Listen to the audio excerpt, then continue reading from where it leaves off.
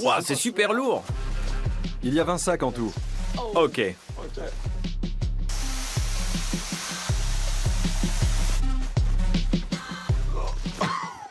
Trop facile. Bonjour, soyez les bienvenus dans Xenius. Bonjour à tous et bienvenue depuis une brasserie à Berlin. Comme vous le voyez, notre sujet du jour est prêt à se faire mousser. Évidemment, on brasse aussi de la bière en France, notamment dans le Nord et en Alsace, mais vu le thème, on s'est dit qu'une émission Outre-Rhin s'imposait. Oui, je dirais même que cela coulait de source. Les Allemands consomment en effet plus de 100 litres de bière par an, les Français seulement 30. Personnellement, j'ai le tournis rien qu'en regardant la carte des boissons. Il y a tellement de variétés de bière chez vous, c'est fou. C'est vrai, en Allemagne, la bière c'est comme le pain. Tous les deux se déclinent à l'infini. Cela fait partie des rares réussites gastronomiques dont les Allemands peuvent être fiers. J'ai hâte de découvrir tous les secrets du brassage. Comme ça, je pourrai enfin déchiffrer la carte des bières. Je dois avouer que même pour moi, le brassage de la bière reste assez mystérieux. Tout aussi mystérieux sont les mythes autour de la bière ici en Allemagne. Mais voyons ce qu'en dit la science. Levure, malt, houblon et eau. C'est à partir de ces 4 ingrédients que les brasseurs allemands fabriquent environ 6000 bières différentes. Grâce à la variété des houblons, malt, levure et techniques de brassage, la palette aromatique de la bière est aussi riche que celle du vin. La bière n'est pas seulement désaltérante, on lui prête de nombreuses vertus étonnantes. Outre ses bienfaits beauté, elle serait bonne pour la santé. Alors, info ou intox? Mythe numéro 1, la bière fait du bien à la peau et aux cheveux. En usage externe, le breuvage rendrait la peau souple et les cheveux éclatants. Produits cosmétiques et shampoings contenant des extraits de houblon mettent en avant les bienfaits de la bière. Celle-ci contient en effet de la vitamine B et des sels minéraux, bien connus pour sublimer la beauté, sauf qu'ils sont en quantité insuffisante. Par ailleurs, les études scientifiques sur le vieillissement de la peau et la croissance des cheveux manquent cruellement. Mais les vitamines de la bière ont-elles au moins un effet depuis l'intérieur du corps? Pour couvrir nos besoins quotidiens en vitamine B2, il faudrait ingurgiter 3 litres de bière par jour. Pour soigner sa santé et son apparence, mieux vaut compter sur une alimentation équilibrée. Un verre de lait ou une tranche de petit pain complet, par exemple, contiennent tout autant de vitamines. Mythe numéro 2. La bière chaude soigne le rhume. Outre-Rhin, c'est un remède de grand-mère souvent recommandé. Certes, le houblon contient des huiles essentielles et des substances amères qui ont un effet calmant et favorisent le sommeil. Mais les quantités sont trop faibles pour être efficaces. Et l'alcool n'est pas bon pour la santé. Mieux vaut donc opter pour une infusion, pourquoi pas à base de houblon. Mais d'où vient cette croyance au juste? La bière peut-elle malgré tout favoriser la santé?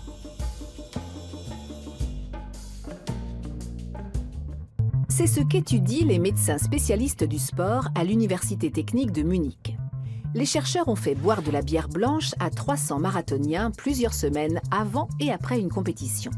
Entre 1 litre et 1,5 litre par jour, mais de la bière sans alcool. Après un marathon, les coureurs souffrent souvent de divers maux, petites inflammations, faiblesse immunitaire ou problèmes respiratoires. Les buveurs de bière présentaient nettement moins de marqueurs inflammatoires dans le sang et ont été moins sujets aux infections que le groupe témoin. Un résultat dû surtout au polyphénol. Ces molécules ont un pouvoir antioxydant, renforcent le système immunitaire et préviennent les maladies cardiovasculaires. Ce mythe n'est donc pas dénué de vérité.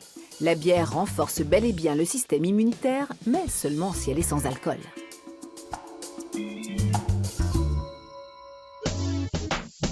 Mythe numéro 3, la bière fait grossir. Buveur de bière régulier, bedaine assuré. Car la bière fait grossir du ventre, non? Comparée à d'autres boissons, la bière est en fait peu calorique. 40 calories pour 10 centilitres contre 50 pour le jus de pomme, 60 pour le lait et 70 pour le vin rouge.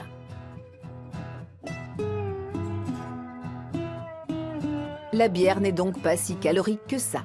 Mais ce mythe n'est pas sans fondement. Car l'alcool stimule l'appétit. Plus on en boit, plus on a faim. Et cela se voit sur la balance. Mythe numéro 4. La bière rend heureux. C'est ce qu'une étude scientifique semble démontrer. Des chercheurs de l'université d'Erlangen ont trouvé dans la bière un composant ayant un effet similaire à celui de la dopamine, l'ordénine. La substance présente dans l'orge active le centre de récompense du cerveau et entraîne ainsi un sentiment de satisfaction. Reste à savoir si les quantités d'ordénine dans la bière sont suffisantes pour nous plonger dans un état d'allégresse ou si cette euphorie résulte d'un cocktail de plusieurs substances.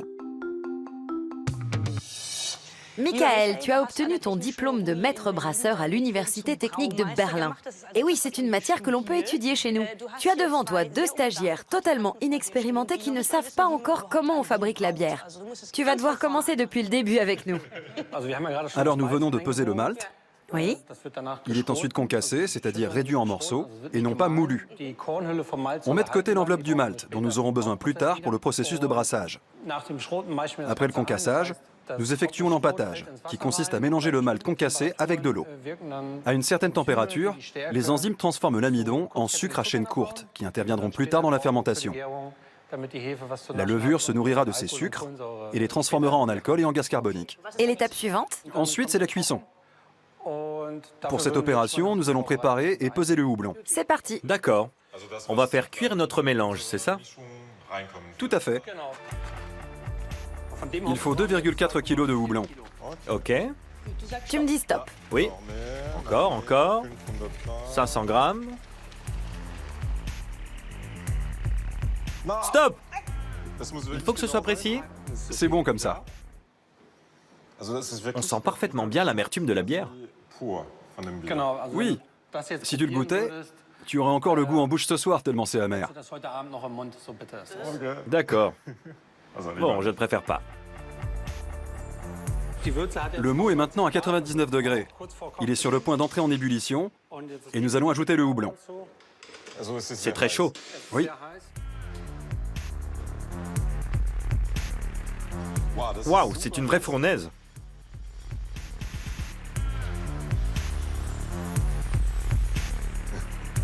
Pourquoi faut-il le chauffer autant? En portant le mou à ébullition, nous éliminons tous les germes. 3 facteurs expliquent que la bière se conserve longtemps. Les huiles essentielles contenues dans le houblon, l'ébullition qui réduit significativement la charge bactérienne, et enfin le pH très faible de la bière. C'est ce qui explique qu'elle est aussi stable.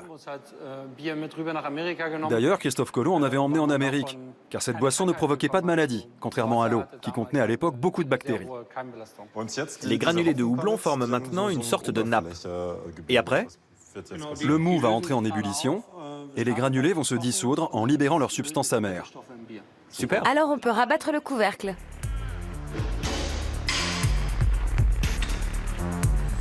Qu'est-ce qui différencie la bière dite artisanale de la bière industrielle, celle que l'on peut acheter partout dans le monde? Pour moi, une bière artisanale se distingue par sa singularité, ses ingrédients particuliers et une dose de créativité. C'est plutôt un état d'esprit. Les grandes brasseries utilisent des cuves immenses et ne peuvent pas brasser de petites quantités ni de bière spéciale. Ici, nous allons brasser aujourd'hui 2000 litres de bière. Dans la plus grande brasserie d'Allemagne, c'est environ 100 fois plus. Mais elle ne produit qu'une seule sorte de bière, qu'elle vend à grande échelle. Et la bière artisanale ne déroge pas à la fameuse loi sur la pureté de la bière? Non. Notre cœur de gamme comprend 7 sortes de bières en bouteille, et toutes sont brassées dans le respect de cette ancienne loi alimentaire. La loi sur la pureté de la bière fait la fierté des Allemands, mais elle est inconnue des Français. Alors, quel est vraiment le degré de pureté de la bière allemande? La loi sur la pureté de la bière est promulguée en 1516. Elle impose de brasser la bière avec de l'orge, le blé étant ainsi réservé à la fabrication du pain. L'objectif est aussi d'éviter que les brasseurs utilisent des ingrédients douteux, de la craie, de la suie ou des substances hallucinogènes comme des champignons, la belladone ou l'astramoine. Ces mélanges peuvent provoquer des empoisonnements, voire la mort. Avec cette nouvelle loi, seuls 3 ingrédients sont autorisés dans la bière: le houblon, le malt d'orge et l'eau. À l'époque, le rôle de la levure n'est pas encore connu. Au début, cette loi ne concerne que la Bavière. Elle s'étend plus tard à l'ensemble de l'Allemagne, qui se protège ainsi de la concurrence des bières étrangères.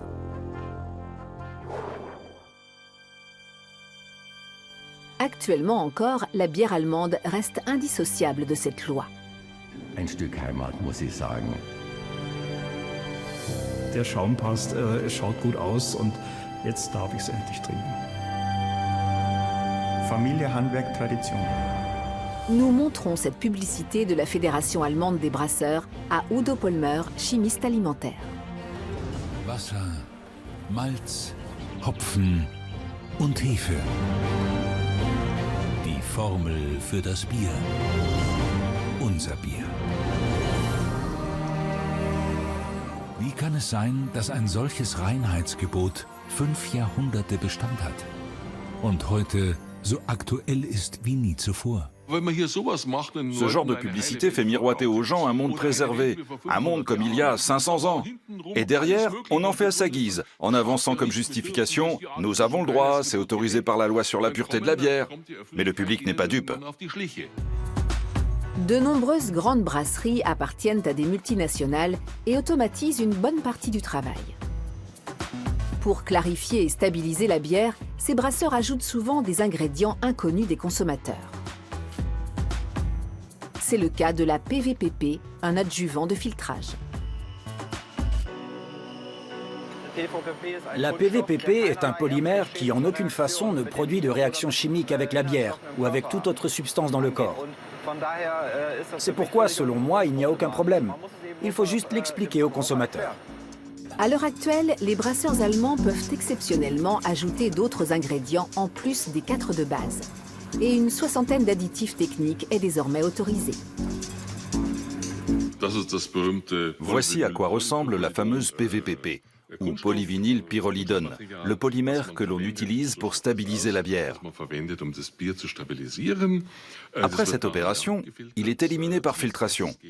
Du moins autant qu'il est possible de le faire. Je n'ai rien contre le fait qu'ils utilisent un tel produit, mais ils devraient l'indiquer, le mentionner sur la bouteille de bière. Contient de la PVPP. Mais évidemment, le mythe du breuvage à base de levure, eau, malt d'orge et houblon en prendrait un sacré coup. Comme ces adjuvants sont éliminés par filtration, nul besoin de les déclarer. Certains permettent même de créer des variantes, par exemple de la bière brune à partir d'une pils blonde. Il suffit d'ajouter un petit quelque chose. Ça, c'est une bouteille de colorant à bière. Une faible quantité suffit pour fabriquer une bière brune. Il en faut vraiment très peu. On mélange le tout et on obtient un breuvage brun typique à l'aspect très naturel qui ressemble à une bock beer. Étant donné la quantité de bière brune ainsi produite, on fait des économies considérables en remplaçant le malt brun, onéreux, par du malt blond, meilleur marché, que l'on fonce avec ce colorant autorisé par la loi. L'image d'Épinal associée à la loi sur la pureté de la bière serait-elle une pure stratégie marketing? Selon Udo Pollmer, une grande partie de l'industrie brassicole cherche avant tout à produire à moindre coût. Si le secteur est aussi peu regardant, c'est souvent à cause des spécialistes en marketing et en finance chargés d'économiser de l'argent. Et quand on ne pouvait pas utiliser la chimie, on a eu recours à la technologie. On a développé de nouveaux procédés de brassage afin de produire en un minimum de temps, avec un minimum de matières premières, le maximum de liquide vendu en tant que bière. De là à dire que les brasseurs allemands nagent en eau trouble.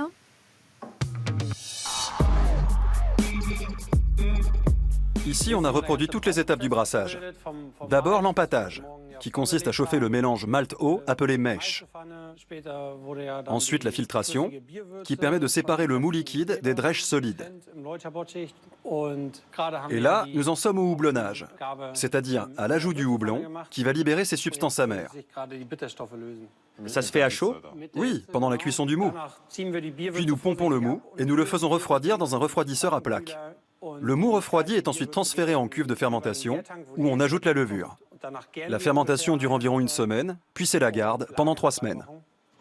Malheureusement, nous ne pourrons pas rester aussi longtemps.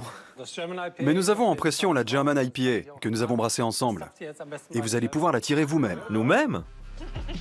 Je n'ai encore jamais fait ça. On rince d'abord le verre à l'eau froide. Elle a une bonne tête. Et maintenant, la spécialiste. Ouais, enfin. Alors? Pas mal. La première bière que tu auras tirée toi-même. Elle est belle avec sa mousse. Donc c'est celle que nous avons brassée. Oui, elle est légèrement rousse. Elle a un parfum un peu plus fruité que tout à l'heure. Oui, c'est grâce au houblonnage à froid. Nous avons ajouté du houblon pendant la période de garde, c'est-à-dire après le processus de brassage proprement dit, une fois le mou refroidi. Les huiles essentielles du houblon expriment mieux leur amertume pendant la phase de cuisson. En revanche, les arômes disparaissent avec l'eau. Avec le houblonnage à froid, c'est exactement le contraire, d'où ces arômes fruités. Et elle a un goût très maltais, j'imagine. Oui, Nous avons ajouté beaucoup de malt. On le sent bien, oui. Qu'est-ce qu'on peut goûter d'autre? Est-ce qu'il y a une spécialité berlinoise? oui. La spécialité berlinoise, c'est la Berliner Weisse. Lorsque Napoléon était à Berlin, il l'avait d'ailleurs surnommée le champagne du Nord. C'est une bière acide. Elle est beaucoup plus claire. Oui, c'est une Schankbier, c'est-à-dire avec une densité primitive de mou faible et une légère acidité. Oh, on le sent bien au nez. Ça rappelle... Ça rappelle un peu le cidre. J'allais le dire, ça sent comme le cidre. C'est marrant. Ah oui, sauf que c'est à base de céréales, sans pommes. 100% céréales. Ma bière préférée actuellement, c'est une Berliner Weisse, mais c'est une variété spéciale à base de groseilles à maquereau. Nous les ajoutons pendant la fermentation principale. C'est l'une des rares bières qui déroge à la loi sur la pureté de la bière. Ah, vraiment? Même si, à l'époque, ces fruits existaient déjà. Où est-elle? C'est la numéro 9.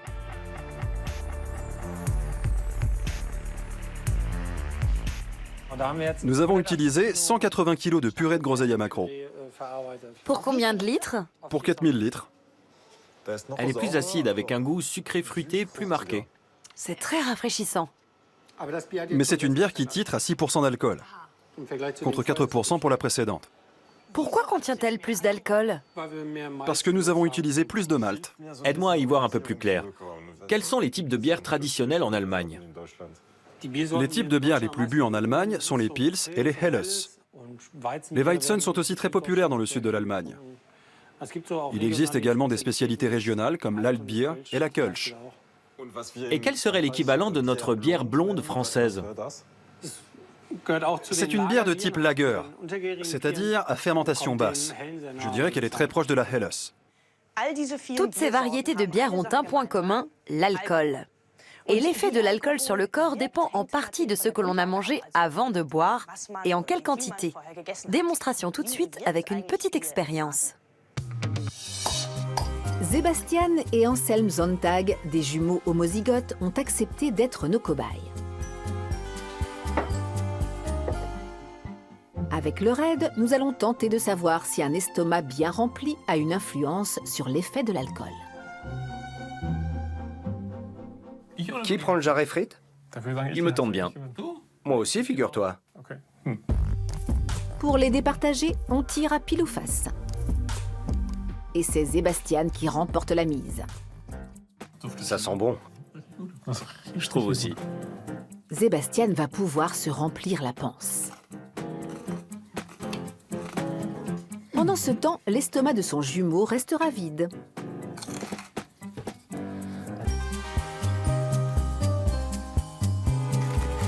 Pour que nous puissions mieux distinguer les jumeaux, nous demandons à Sébastien d'échanger ses lunettes noires et jaunes contre des bleus. Estomac plein contre estomac vide, le duel peut commencer. Objectif, boire 3 bières, le tout au service de la science, bien sûr. Tu traînes là? Comment ça, je traîne? Et de une. Santé. Santé. Santé. Sur un estomac vide, faut le faire quand même. Et de 2. À la 3e. Santé. Voilà, égalité, 3 partout. Je commence à ressentir les effets. 3 bières d'affilée, forcément. Tu ne ressens rien? Ça va, c'est comme si j'avais bu une bière. Pas plus. 20 minutes plus tard, les jumeaux soufflent dans l'éthylotest. Pour Sébastien, avec l'estomac plein, 0,33 pour 1000, soit 0,35 grammes par litre de sang. Pour son frère, 0,52 pour 1000, 0,55 grammes par litre de sang. Anselme n'a pas le droit de prendre le volant. Sébastien, oui. Explication avec le professeur Lindenmeyer, spécialiste des assuétudes. Notre estomac et nos intestins sont dotés de muqueuses. C'est par leur intermédiaire que l'alcool passe dans la circulation sanguine. 20% par l'estomac, 80% par les intestins. Quand on a beaucoup mangé avant de boire, l'alcool met plus longtemps à traverser les muqueuses et à arriver dans le sang. Un estomac bien rempli retarde les effets de l'alcool. Mais encore. Qui des 2 frères ne sentira plus les effets de l'alcool? Pendant 1 heure, les jumeaux travaillent sur leurs voitures anciennes. Puis ils repassent un éthylotest. Avec un estomac rempli, l'alcoolémie est descendue, 0,25 grammes par litre de sang, et 0,37 avec un estomac vide. Elle reste donc plus élevée. Nous laissons les jumeaux reprendre leurs activités.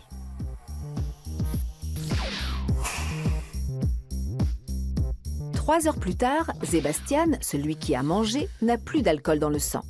Son frère, si. Est-ce toujours le cas et chez tout le monde pareil?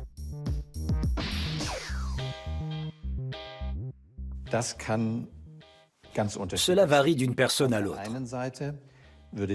Quelqu'un qui a beaucoup mangé avant de boire et qui présente un faible taux d'alcool dans le sang peut effectivement dessouler plus rapidement. Mais il se peut tout aussi bien que la dégradation de l'alcool dans le sang soit plus lente et par conséquent que l'effet de l'alcool dure plus longtemps.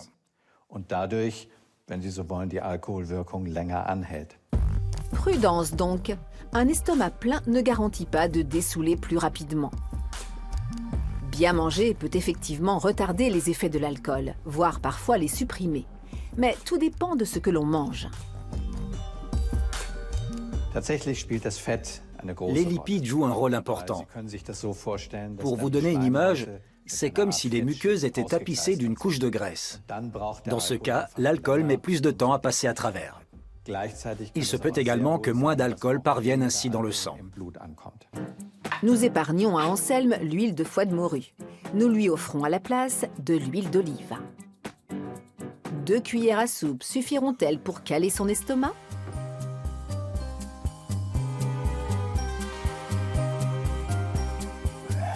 J'ai la langue toute empâtée. C'est parti pour le match retour. J'ai l'estomac vide, hormis ces 2 cuillères d'huile. Moi, je suis calé. Les jumeaux optent pour une bière forte, histoire de ne pas avoir à trop boire. Elle envoie, non? Carrément. Il y a l'équivalent de 3 bouteilles de bière dans cette canette. Je suis dans le même état que tout à l'heure. Moi, j'ai encore tous mes sens. Je ne suis pas aussi ivre que tout à l'heure. En tout cas, c'est l'impression que j'ai. 20 minutes plus tard, éthylotest. Pour Sébastien qui a le ventre plein, 0,39 grammes par litre de sang, contre 0,29 grâce à l'huile d'olive. J'ai gagné 2 cuillères d'huile d'olive face à ton jarret. On n'a pas besoin de plus. Conclusion. Un peu d'huile suffit à ralentir l'absorption de l'alcool. Mais pour les plus gourmands, un repas riche en graisse fait aussi l'affaire. C'est le genre d'émission qui œuvre beaucoup pour le rapprochement culturel entre la France et l'Allemagne. J'ai beaucoup appris sur la bière allemande. Et je sais maintenant que la diversité des bières est au moins aussi grande que celle des vins. C'est vrai. Et j'y vois un peu plus clair. J'espère que vous aussi. Moi aussi, j'ai été surprise de toute l'étendue des bières possibles à partir d'aussi peu d'ingrédients. Et je comprends mieux maintenant ce qui se cache derrière l'engouement pour les bières traditionnelles. Une quête d'authenticité, un besoin de savoir d'où viennent les produits à l'ère de la production industrielle, et l'envie de boire une bière brassée comme autrefois, avec bien sûr un soupçon d'innovation. Et c'est toujours sympa de mettre un visage sur les produits que l'on consomme. Oui, avec modération évidemment. Tchuss! À la prochaine. Et restez curieux, bien sûr.